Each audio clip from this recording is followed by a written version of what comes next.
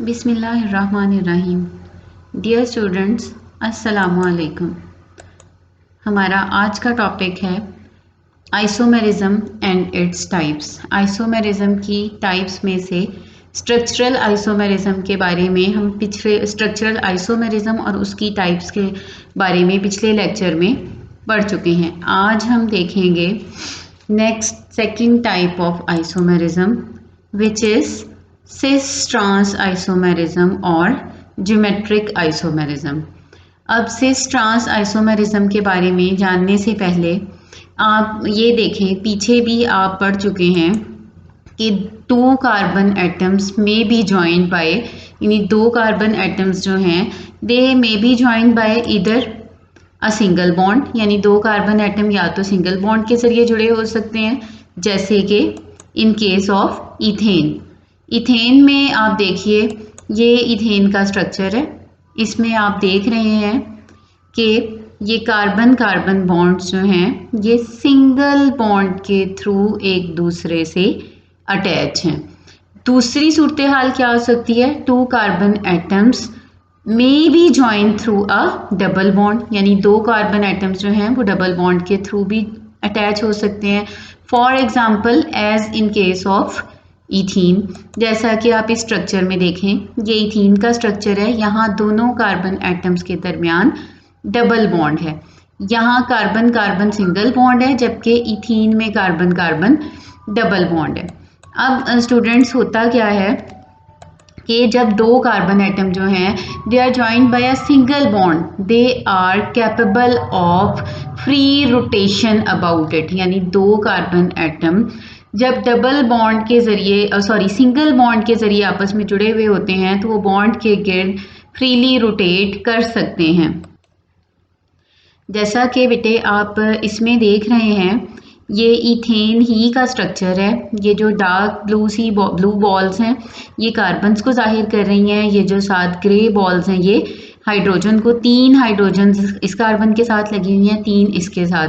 अब क्योंकि carbon carbon atom single bond के थ्रू जुड़े हुए हैं और सिंगल बॉन्ड सिग्मा बॉन्ड होता है, हेड टू हेड ओवरलैप होता है, तो आप देख रहे हैं कि कार्बन जो है इस बॉन्ड के गिर्द फ्रीली रोटेट कर रहा है। ये देखें, ये ग्रुप रोटेट कर रहा है, इसी तरह से ये कार्बन भी रोटेट कर सकता है।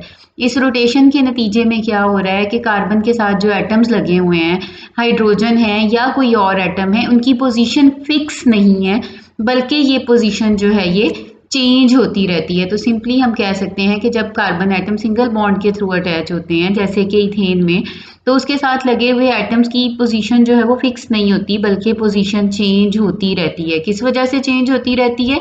Due to free rotation.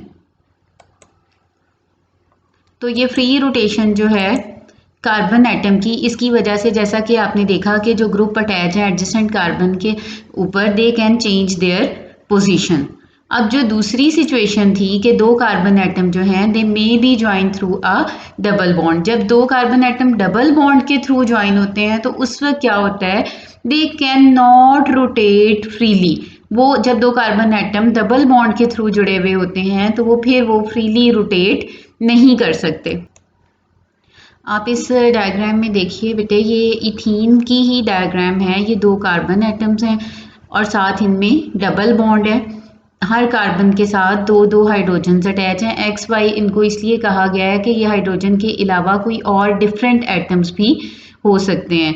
तो जब 2 एटम्स जो हैं डबल बॉन्ड के थ्रू अटैच होते हैं तो वो बॉन्ड कैसे होते हैं? आप इस जगह पे देखिए, इस स्ट्रक्चर में देखिए कि जब 2 कार्बन एटम डबल बॉन्ड के थ्रू ज्वाइन होते हैं, पीछे हाइब्रिडाइजेशन में भी आपने पढ़ा कि उनमें से एक बॉन्ड सिग्मा होता है जो हेड टू हेड ओवरलैप से बना होता है, दूसरा बॉन्ड पाई बॉन्ड होता है। अब पाई बॉन्ड जो है ये साइडवेज ओवरलैप, ये पी ऑर्बिटल है, ये एक कार्बन के पी की दोनों लोब्स हैं, ये दूसरे कार्बन के पी की लोब्स हैं, और ये साइडवेज या पैरेलल मैनर में एक दूसरे के साथ अटैच हैं। जब इस तरह से जो, अब क्योंकि यहाँ पे पाई बॉन्ड में पैरेलल अटैचमेंट है, तो अगर आप इनमें से कोई एक कार्बन को रोटेट करेंगे तो रोटेशन से क्या होगा कि ये दोनों पी ऑर्बिटल जो पैरेलल हैं ये पैरेलल नहीं रहेंगे। जैसा कि आप देखिए कि जो ही इनमें से कोई एक कार्बन रोटेट करेगा तो ये जो p ऑर्बिटल हैं ये पैरेलल नहीं रहेंगे। ये देखें एनिमेशन में आपको नजर आ रहा है कि ये p ऑर्बिटल अब पैरेलल नहीं रहे। तो इससे क्या होता है कि जब दो कार्बन एटम जो हैं वो डबल बॉन्ड से अटैच हों तो क्योंकि वो फ्रीली रोटेट नहीं कर सकते, अगर वो फ्री रोटेट करेंगे तो पाई बॉन्ड टूट जाएगा।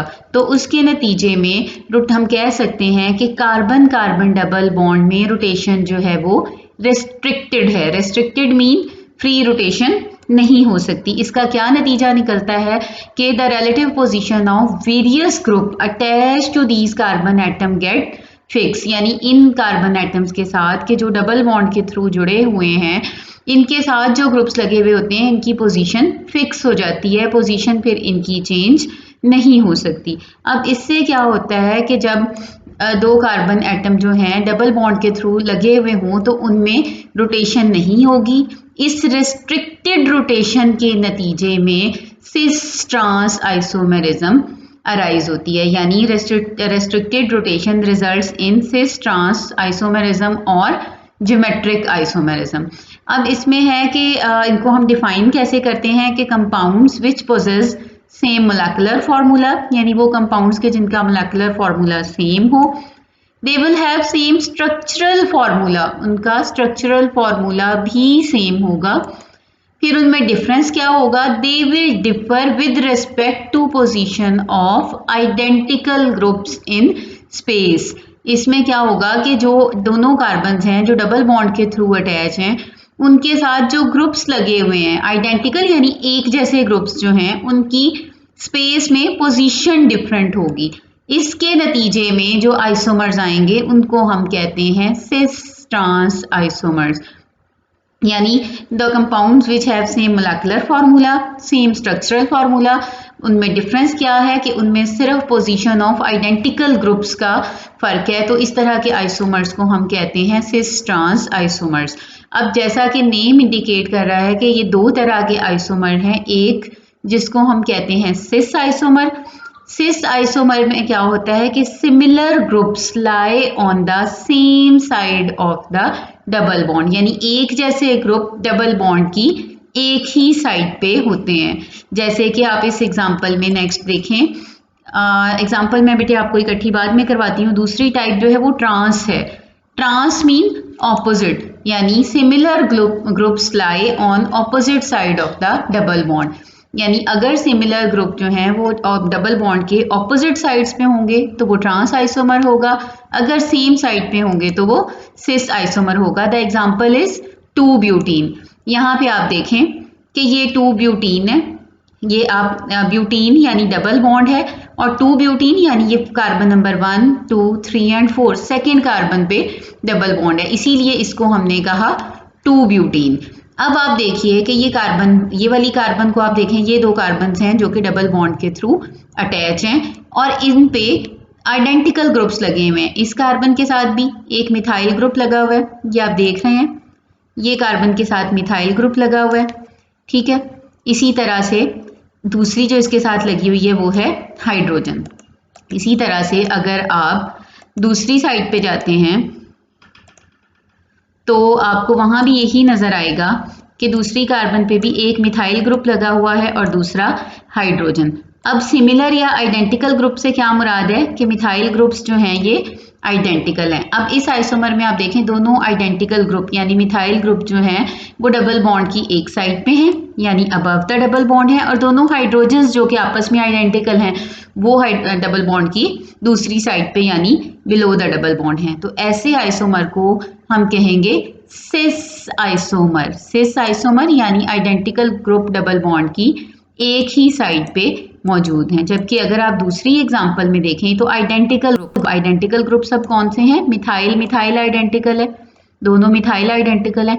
आप देखें इनमें से एक अबव द डबल बॉन्ड है, दूसरा बिलो द डबल बॉन्ड। इसी तरह से यहाँ हाइड्रोजन्स आइडेंटिकल हैं, ये भी डबल बॉन्ड की ऑपोजिट साइड पे हैं, एक ऊपर है दूसरी नीचे। तो ऐसे आइसोमर को हम कहते हैं ट्रांस आइसोमर, यानी the isomer in which identical groups lie on the same side of the double bond is known as cis isomer, and when identical or similar groups lie on the opposite side of the double bond then the isomer is known as trans isomer. ठीक है, ये तो थी student cis trans isomer क्या है। अब इसमें जो है ज्योमेट्रिकल आइसोमेरिज्म या सिस ट्रांस आइसोमेरिज्म की जो 2 ब्यूटीन की एग्जांपल है, यहाँ पे आप देखें बेटे कि ये इस डायग्राम में भी इसको एक्सप्लेन किया गया है। ये ब्लैक बॉल्स जो हैं ये कार्बन को रिप्रेजेंट कर रही हैं, ग्रीन बॉल्स जो हैं ये मिथाइल ग्रुप हैं, वाइट बॉल्स जो हैं ये हाइड्रोजन हैं। तो एक जैसे जो ग्रुप्स हैं वो डबल बॉन्ड की एक साइड पे हैं तो ये सिस आइसोमर है, और एक जैसे ग्रुप डबल बॉन्ड की ऑपोजिट साइड पे हैं तो ये ट्रांस आइसोमर है। इसी तरह से 2 ब्यूटीन के अलावा जो कंपाउंड एक और एग्जांपल है आपकी बुक में ये मेंशन है 2 पेंटीन। अब इसमें आप एक चीज नोटिस करें कि आपका 2 पेंटीन जो है इसमें इस कार्बन के साथ इथाइल ग्रुप अटैच है। ये देखिए आप, ये देखें बेटे ये इथाइल ग्रुप है जबकि ये मिथाइल ग्रुप है।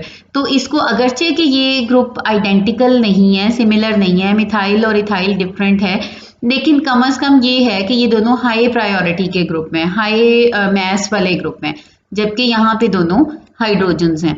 तो ये हाइड्रोजन्स आइडेंटिकल हैं, ये डबल बॉन्ड की सेम साइड पे हैं, और दोनों जो हाई प्रायोरिटी वाले या हाई मैस वाले ग्रुप हैं ये डबल बॉन्ड की एक साइड पे हैं, तो इसको भी हम सिस आइसोमर कहेंगे। ठीक है, यानी कि ये भी सिस ट्रांस आइसोमेरिज्म में आएगा। और इसी तरह से इसमें अगर मिथाइल और इथाइल एक दूसरे के ऑपोजिट होंगे तो ऐसे आइसोमर को हम कहेंगे ट्रांस आइसोमर। इसी तरह से आप देखिए, यानी इसमें आपको ये बताया जा रहा है कि अगर 2 कार्बन्स के साथ अटैच ग्रुप जो हैं वो डिफरेंट भी हों तो सिस ट्रांस आइसोमेरिज्म हो सकती है। इसी तरह से आप इस एग्जाम्पल में देखिए कि यहाँ पे तीनों ग्रुप्स डिफरेंट हैं। एक तरफ मिथाइल है, एक कार्बन के साथ क्लोरीन, ब्रोमीन एंड हाइड्रोजन।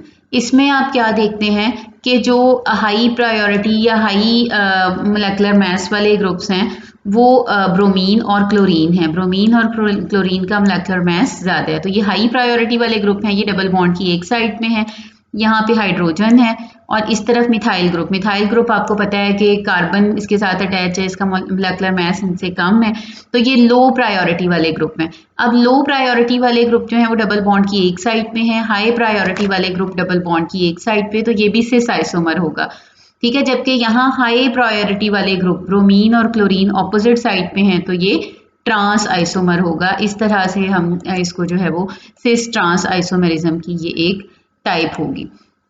ठीक है स्टूडेंट्स, यहाँ तक आपको क्लियर हो गया। यानी ज्योमेट्रिकल आइसोमेरिज्म या सिस ट्रांस आइसोमेरिज्म जो है इसको हम कैसे डिसाइड कर सकते हैं कि 2 डिफरेंट एटम्स और ग्रुप्स अटैच्ड, कि अगर किसी एक कार्बन के साथ अटैच, जो यहाँ पे ये वाली कार्बन है इसके साथ भी दोनों डिफरेंट ग्रुप्स अटैच हैं, जो सेकंड कार्बन है इसके साथ भी दोनों डिफरेंट ग्रुप्स। ठीक है, यानी ये आपस में अगरचे कि ये सिमिलर हैं लेकिन ये कार्बन 1 है, इसको कार्बन 1 आप कंसिडर करें, इसके साथ ग्रीन और वाइट ये दोनों ग्रुप्स डिफरेंट हैं, यहाँ भी दोनों ग्रुप्स डिफरेंट हैं। तो ये टेक से मुराद ये है कि ये ज्योमेट्रिकल आइसोमेरिज्म शो करेगा। जबकि आप दूसरी एग्जांपल देखिए, इसमें इस कार्बन के साथ अटैच दोनों ग्रुप्स सेम है। ठीक है, 2 similar groups are attached with the same carbon, यहाँ भी 2 similar groups are attached with the same carbon. तो इस केस में क्या होगा, इस केस में सिस ट्रांस आइसोमेरिज्म नहीं होगी। इसी तरह से आप अगली एग्जांपल में देखिए कि इस कार्बन के साथ तो दोनों ग्रुप डिफरेंट हैं, एक ग्रीन है और एक वाइट है, जबकि इस कार्बन के साथ दोनों ग्रुप सिमिलर हैं। इस केस में भी सिस ट्रांस आइसोमेरिज्म नहीं होगी। यानी सिस ट्रांस आइसोमेरिज्म के लिए ज़रूरी है कि कार्बन के साथ जो अटैच दोनों ग्रुप हैं हर कार्बन के वो डिफरेंट हों। अब आप लास्ट केस देखिए, इसमें आप देखें कि इस कार्बन के साथ भी दोनों डिफरेंट ग्रुप अटैच हैं, इस कार्बन के साथ भी दोनों डिफरेंट ग्रुप अटैच हैं, ये आपस में भी सिमिलर नहीं है, यानी 4 डिफरेंट ग्रुप्स अटैच हैं। इस केस में भी ज्योमेट्रिकल आइसोमेरिज्म होगी। और फिर हम किस बेस पे डिसाइड करेंगे कि अगर high priority group double bond की सेम साइड पे होंगे तो सिस आइसोमर, अगर ऑपोजिट साइड पे होंगे तो ट्रांस आइसोमर। ये थी कंडीशंस कि जिनकी बेस पे हम सिस ट्रांस आइसोमर्स जो हैं वो डिसाइड कर सकते हैं। आई होप कि आपको इस टॉपिक की समझ आ गई होगी। इंशाल्लाह we will meet in next lecture. Thank you, अल्लाह हाफिज़।